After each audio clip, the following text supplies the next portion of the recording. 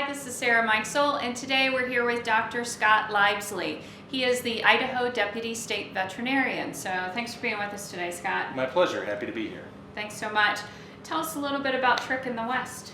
So Trichomoniasis fetus is the name of the organism, but it's affectionately known as Trich, is a venereal disease of cattle.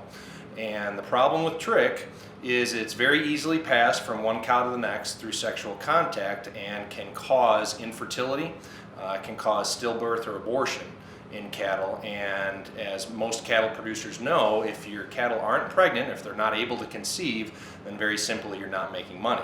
And originally Idaho was the first state to implement a Trich testing program because in the late 1980s the cattle industry came to the Department of Agriculture and they recognized that Trich was a huge problem with their herds, primarily in their public grazing herds. This sexually transmitted disease was getting passed around from herd to herd and they weren't having the calving rates that they wanted.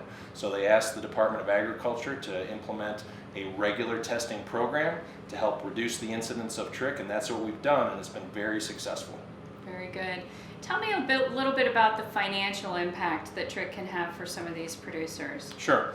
So Trich, the annual testing requirement for Trich means that once a year, not just once in their lifetime, you have to test to whether your animals have Trich. And the reason that's important is because every time you turn cattle out on a pasture, they come into contact with new populations of other cattle, and diseases can get transmitted just like any other disease. The problem is if Trich is not identified and that animal is not removed from being exposed to other cattle, it can be passed from one to the next, and then your calving rates go down very, very quickly. And so beef producers, all cattle producers recognize that if your cattle aren't able to conceive, then you're just not going to be making money.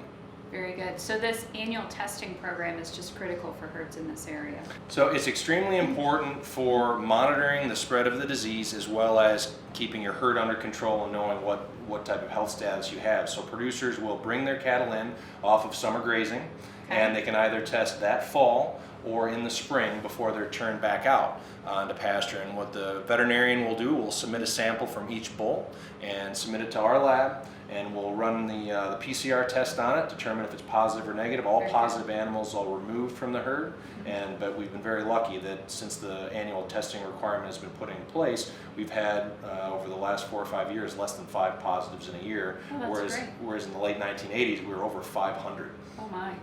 So the diagnostic testing program is working very well here in the state of Idaho. The Trich testing program in Idaho is the most successful regulatory program that we've had. So it's very specific, it's very accurate, and we can turn the test around very quickly. So it's important to veterinarians to know that when they send the samples in, they get a test result very quickly and can pass that information along to their producers. Originally, testing requirement was through culture, and culture takes days, if not weeks, to try and grow the organism out to see if you can identify it under the microscope. PCR has accelerated that greatly, and it's really increased our accuracy as well as our ability to turn tests around quickly.